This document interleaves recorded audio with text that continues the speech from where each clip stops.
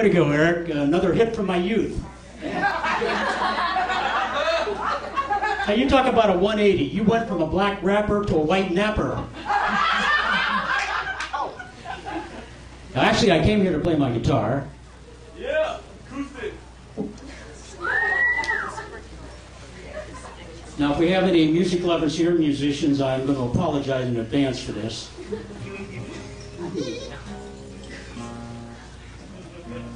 Perfect. Yeah.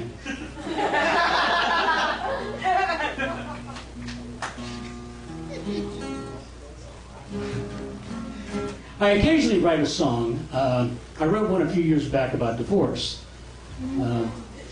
based on stories I've heard from people that have gone through them. I've never been divorced, even though I've had my opportunities.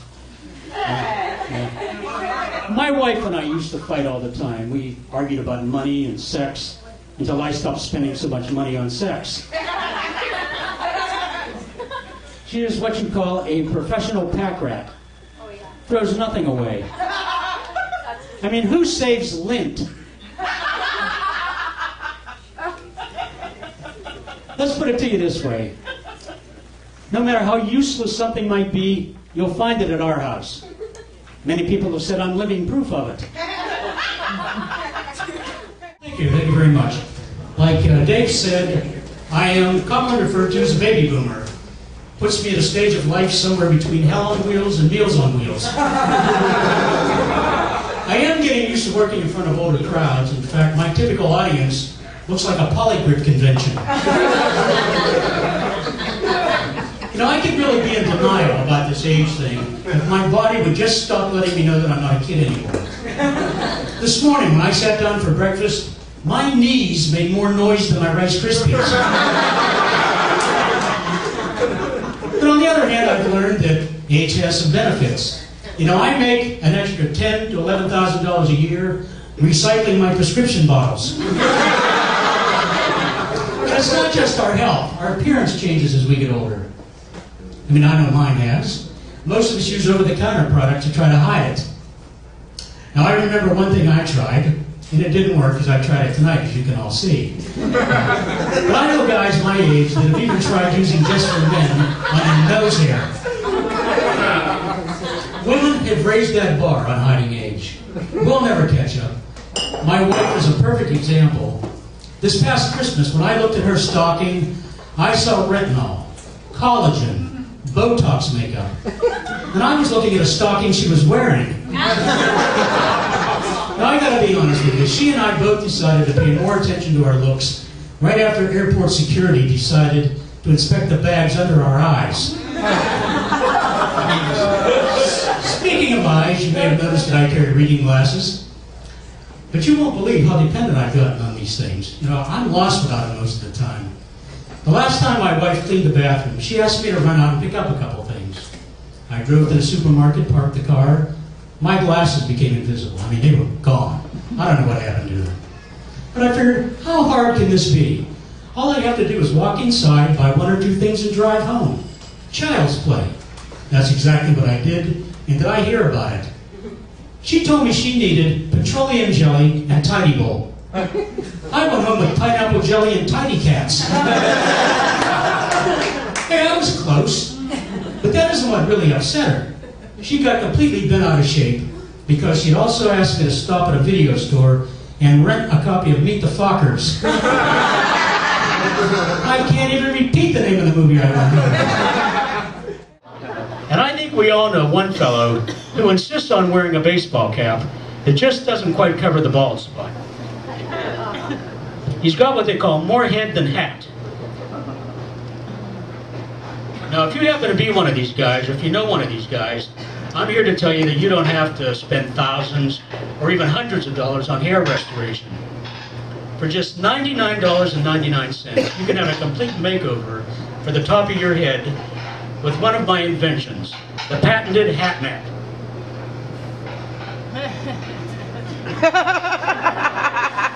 It comes in a variety of styles, colors, and sizes.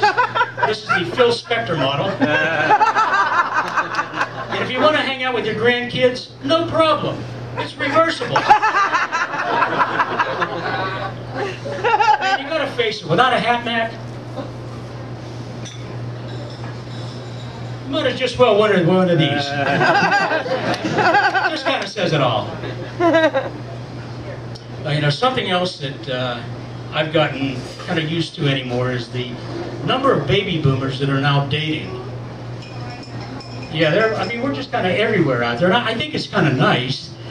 In fact, I ran into a couple of high school friends of mine at Kmart last week. We were all there because they had an opening for a greeter. But I found out that both of them were dating with some kind of unique problems. The one guy said a woman he's been seeing called him up and said yes. The problem, he doesn't remember what he asked her or her name. And the other guy was complaining that the language of dating has changed. He said he used to ask women, hey, what's your sign?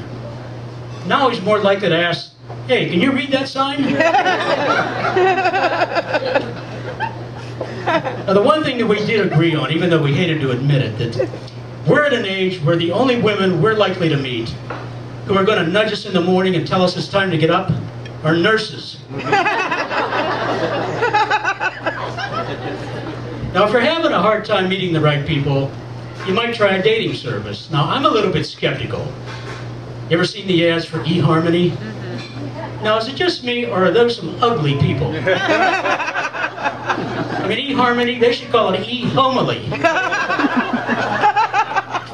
And that dorky guy that has always got his face on the screen during the ads really irritates me.